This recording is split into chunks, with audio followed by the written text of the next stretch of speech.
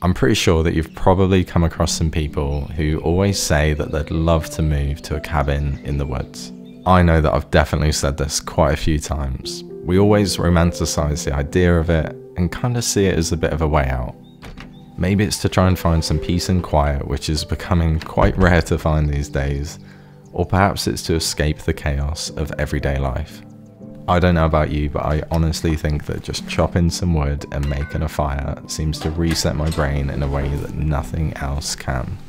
It seems to me that people are either running towards this idyllic lifestyle or even away from a lifestyle that they clearly aren't enjoying. It's something that I've been fascinated with for quite a while. I've got lots of different books about this kind of lifestyle which I love to look through, and honestly I've actually lost count at all of the small cabins that I've stayed in over the years.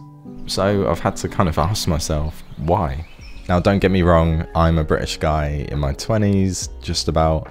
I like football, seeing my friends, and generally living a normal life. And yet for years I've always had an urge to detach, to essentially get away from the masses, get out into nature and basically just live a really quiet life. Luckily over the years I've been able to have little tastes of that kind of lifestyle, but I'm definitely still not put off by it, and if anything, as I'm getting older, I actually want it more. Now I'm saying this knowing that there's definitely some people out there, perhaps you if you're watching this video, who feel the exact same way.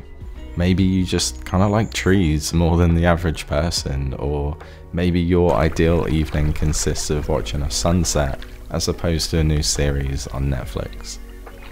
And even just making some really simple lunch, even if that is just a bit of good bread, when that's enjoyed in such a relaxing setting, you really can enjoy it so much more than on a quick lunch break when you're in the office. Even a morning coffee tastes just that much better when you're in a peaceful environment with a great view to look out on.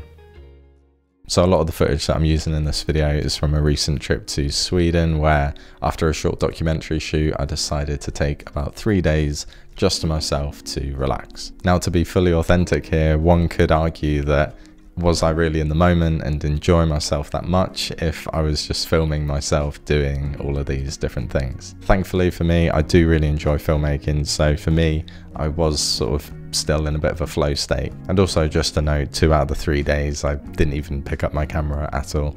Even in a place like this though, you're still gonna have some everyday distractions as long as you've got a phone signal or an internet connection. Don't get me wrong, there's definitely far worse places to be sat doing your work, but to an extent it is so easy getting caught up staring at a screen to the point where you've actually forgotten that you're in a cabin away from everybody else with a huge lake right outside your window. I think we've all got this dream of coming to a point of absolute bliss, where you're fully immersed in nature, enjoying the moment for what it is, and disconnected from life's distractions. Honestly though, as much as it is a really noble goal to go after that, you know, it is kind of all about finding balance. We do still need to operate in the world, see friends and family, and of course, earn money. What I've learnt though through having small periods away from the intensity of everyday modern life is that these mini breaks and brief moments, they take you back to almost the mindset of when you were a child. Not a worry in the world, just observing the water, the trees, the sun, and all the different sounds around you. Just for a moment, everything feels lighter. So the next time that you need to reset, you could definitely do a lot worse than a cabin in the woods.